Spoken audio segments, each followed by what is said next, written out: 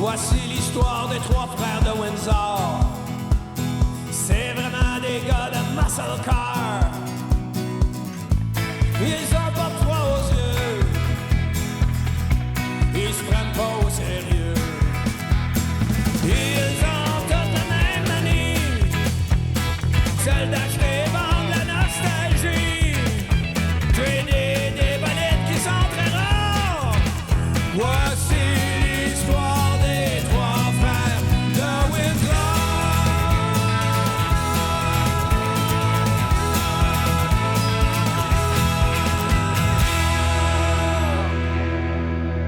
Yeehaw!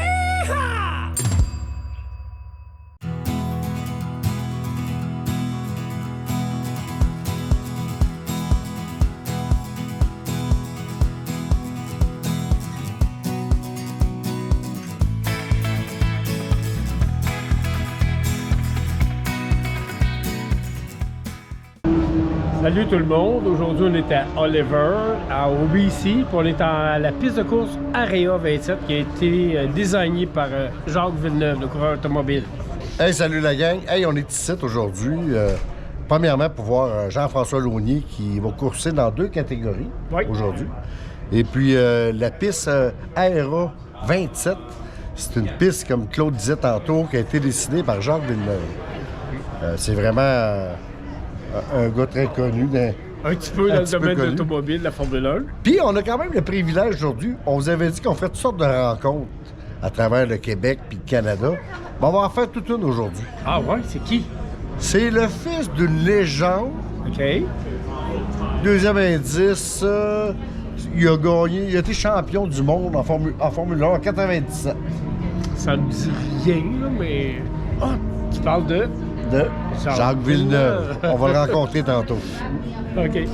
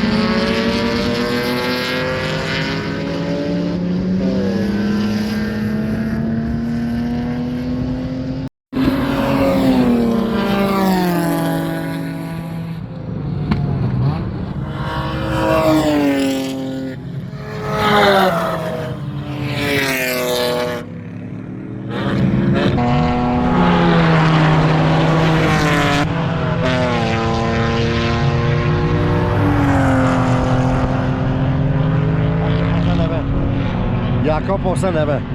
Autrement dit, il a dépassé le premier groupe. Il a dépassé le premier groupe, puis lui dans le deuxième groupe. Ça veut dire qu'il est vraiment en avant. Et le premier, dans le premier groupe, c'est dans l'équipe à GM.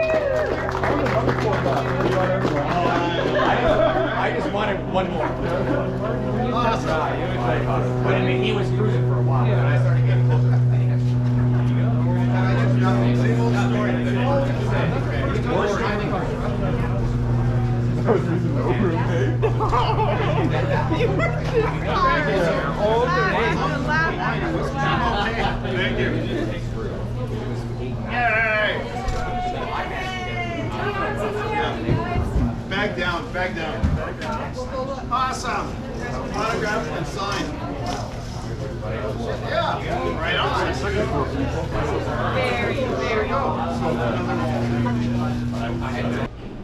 Hey, ce qui est le fun, c'est que je vais pouvoir écrire sur mon CV, parce qu'on était à la piste Aéro 27, dont Jacques Villeneuve a dessiné. Puis je vais pouvoir écrire ça dans mon CV, que j'ai dépassé Jacques Villeneuve. Bon. Dans la ligne pour aller à la salle de bain, mais je l'ai dépassé quand même.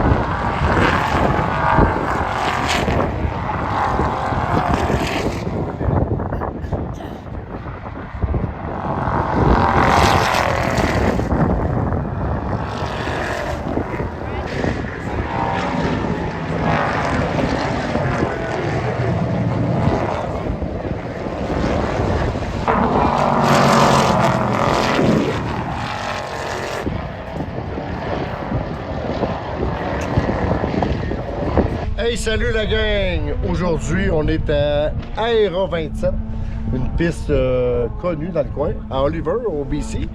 On est en présence de notre chum Jean-François Launier, qui, vous savez tous, c'est un restaurateur, mais aussi un courseur automobile, comme vous avez pu voir dans un épisode antérieur à Seattle.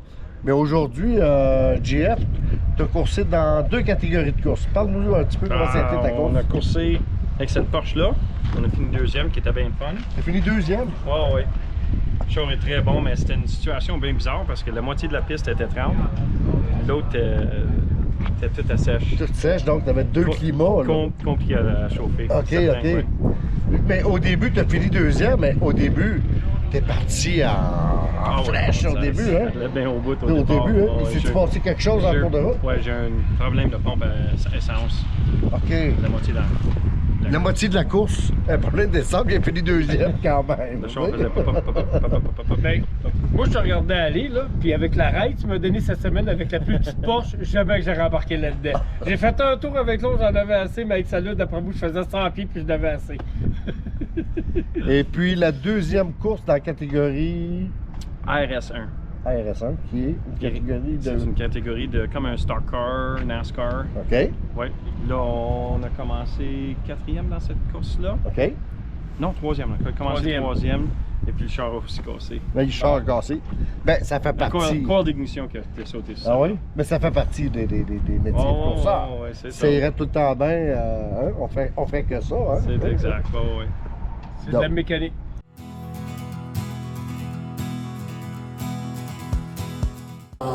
Who's the driver that you really, I would say, respected racing on the track, and it meant something when you beat that person?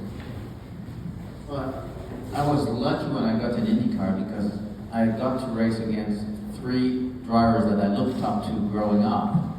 And two of them raced against my dad, which was Emerson Fittipaldi and Mario Andretti. So my first season I was racing against both, which was crazy. I remember being a kid and looking up and like, oh my God. So that was amazing. And that year I also raced against Nigel Mansell, who was the driver that I was really looking up to while I started my Formula 3 career. And I could be on the same racetrack as these 3 guys every race weekend. And then one race I overtook Nigel. He was in the lead, and I was a lap down. I took him, and he came on the radio and said, "Oh, what is this guy doing? Why is he overtaking me? Why is he faster?" So that was like, wow, cool. I got to overtake him. I wasn't for a position, but that was really cool. If I think about Europe, I would have to say racing Michael Schumacher, because he was both the best and the worst one to race against. You never knew what to expect, and most drivers would get caught out. But if you could outsmart him in a race, then that felt special. Bon, aujourd'hui, on est à Saint-Claude pour l'exposition de voitures anciennes. On fait que les gens prêts.